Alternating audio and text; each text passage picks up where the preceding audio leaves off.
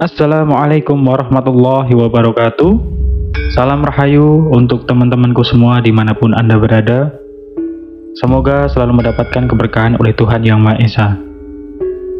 Di video kali ini saya mau mengajak teman-teman semua melihat sisa-sisa sejarah dari Keraton Kartasura. Dan kita akan mengulas sedikit sejarah tentang Keraton Kartasura. Kali ini kita sedang berada di Benteng Keraton Dalam atau Benteng Cepuri Keraton Kartasura.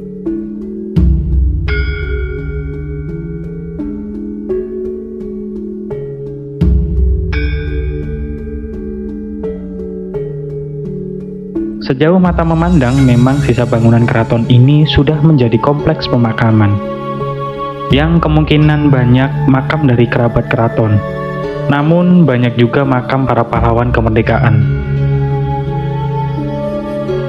Dan kompleks keraton ini sudah ditetapkan sebagai bagian warisan cagar budaya oleh pemerintah Sukoharjo pada tanggal 11 September 1998. Dan dikuatkan oleh prasasti yang dibangun oleh pemerintah kota Sukoharjo pada usia keraton yang sudah mencapai umur 318 tahun dan ditandatangani oleh Insinyur Tejo Suminto.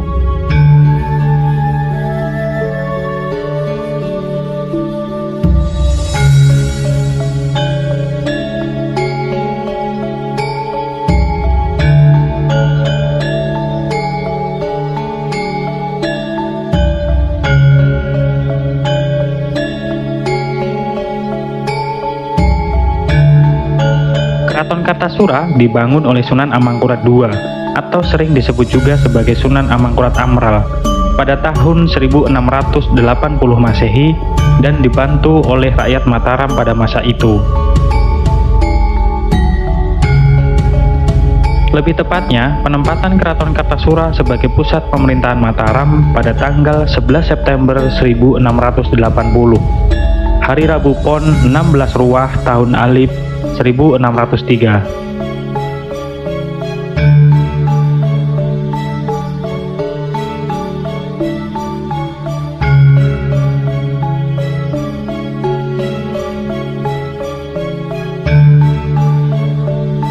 Keraton Kartasura dibangun untuk memindahkan pusat pemerintahan Mataram yang sebelumnya berada di Keraton Pleret, yang keadaannya sudah tidak memungkinkan untuk dijadikan pusat pemerintahan karena hasil dari pemberontakan Trunojoyo pada tahun 1674 kepada Amangkurat I.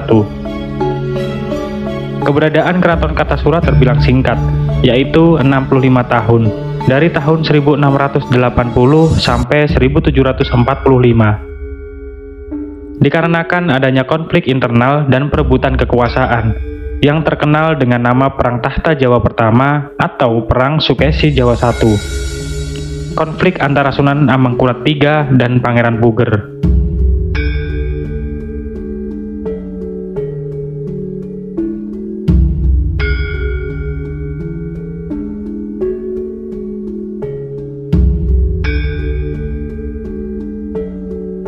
Berawal dari wafatnya Sunan Amangkurat II pada tahun 1703 dan tahtanya digantikan oleh Sunan Amangkurat III. Pangeran Puger yang berselisih dengan Amangkurat III memilih lari ke Semarang mencari dukungan VOC untuk merebut tahta Kartasura. Dan Pangeran Puger juga didukung oleh Cakraningrat II dari Madura. Dengan dukungan itu, Pangeran Puger berhasil merebut tahta Kartasura dan diangkat sebagai Raja Mataram pada tahun 1704 dengan gelar Paku Buwono I. Sementara itu, Amangkurat III ditangkap dan diasingkan ke Sri Lanka sampai akhir hayatnya dan wafat pada tahun 1734. Belum selesai perhara yang terjadi di Keraton Kartasura. Pada tahun 1740 terjadi pemberontakan besar-besaran oleh etnis Tionghoa di Batavia. Pemberontakan tersebut dipicu karena kebijakan yang dibuat oleh VOC yang dipimpin Gubernur Jenderal Adrian Falkenir saat itu terlalu mencekik rakyat Tionghoa dan banyaknya pembantaian yang terjadi pada etnis Tionghoa. pemberontakan besar-besaran oleh etnis Tionghoa yang terkenal sebagai Geger Pecinan. Keraton Kartasura yang saat itu dikuasai oleh Pakubuwono II bersedia untuk bersama-sama berjuang melawan VOC. Namun pada tahun 1742, Pakubuwono berbalik arah mendukung VOC. Hal itu dikarenakan banyaknya kekalahan dari pihak Tionghoa yang membuat Pakubuwono II khawatir.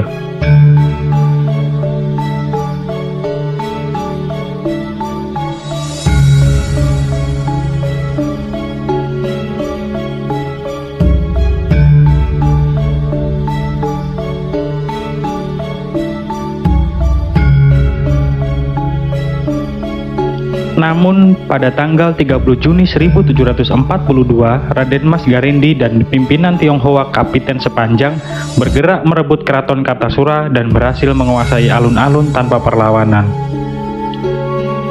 Raden Mas Garindi diangkat menjadi Amangkurat IV yang dijuluki sebagai Sunan Kuning.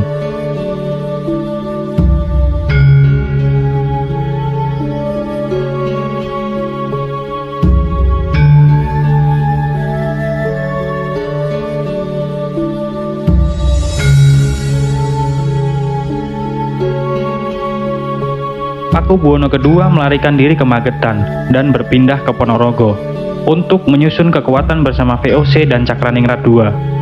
Setelah kekuatan terbentuk, Pakubuwono II bersama VOC dan Cakraningrat menyerang Keraton Kartasura dari segala arah. Karena serangan bertubi-tubi, Sunan Kuning dan sisa pasukan mengungsi ke arah selatan, dan Keraton Kartasura dikembalikan kepada Pakubuwono II.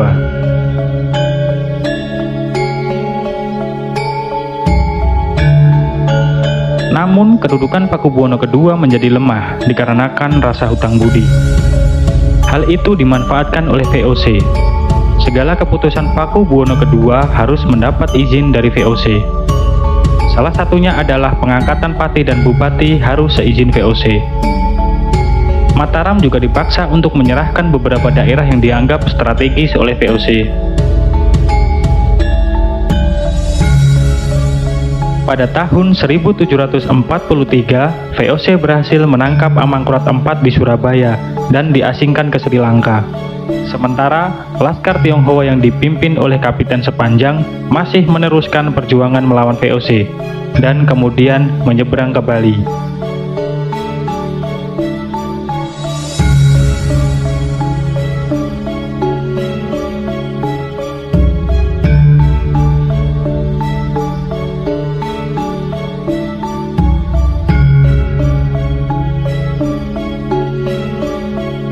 Pada tahun 1744, Sunan Pakubuwono II membangun Keraton Surakarta Hadiningrat sebagai pengganti Keraton Kartasura yang porak-poranda akibat Perang Geger Pecinan.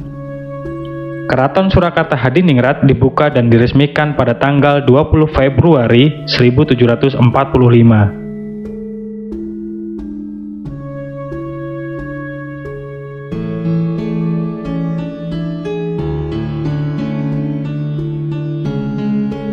Di kompleks cagar budaya Keraton Kartasura ini terdapat dua ikon yang sering dikunjungi oleh para peziarah. Terdapat makam Raden Ayu Sedah Mirah dan Watu Gilang Kembar. Raden Ayu Adipati Sedah Mirah lebih tepatnya adalah sosok garwa ampil atau selir dari Susuhunan Pakubuwono keempat yang berkuasa antara tahun 1768 sampai 1820 di Keraton Surakarta Hadiningrat.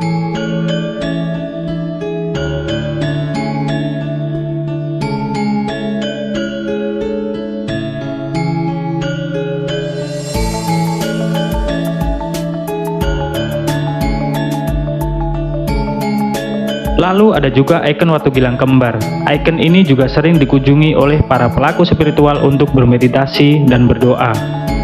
Konon batu kembar ini dipakai oleh Sunan Pakubuwono keempat sebagai tempat bersandar. Dan ada versi lain yang menyebutkan bahwa batu kembar ini sebagai titik tilam sari raja atau tempat tidur raja.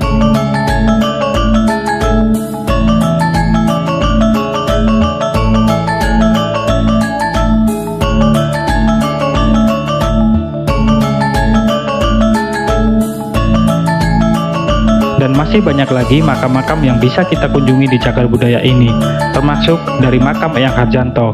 Eyang Harjanto adalah sosok Manggolojuddo atau panglima perang pada zaman Keraton Surakarta Hadiningrat.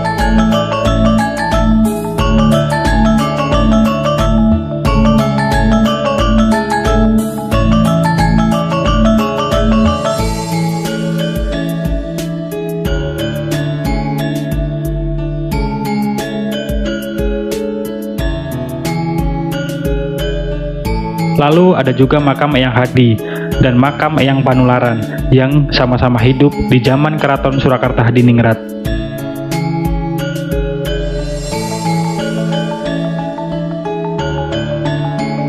Begitulah teman-teman yang dapat saya sampaikan mengenai Keraton Kartasura. Jika tertarik untuk melihat langsung, bisa datang ke Desa Krapyak, Kecamatan Kartasura, Kota Sukoharjo. Jangan lupa dukung channel ini dengan subscribe, like, komen, dan share sebanyak-banyaknya. Dukungan teman-teman sangat berharga bagi kami. Saya Mas Jenar dari Gugus Nusantara mengucapkan akhir salam. Hadanallahu wa iyyakum wa alfa minkum. Wassalamualaikum warahmatullahi wabarakatuh. Salam Rahayu.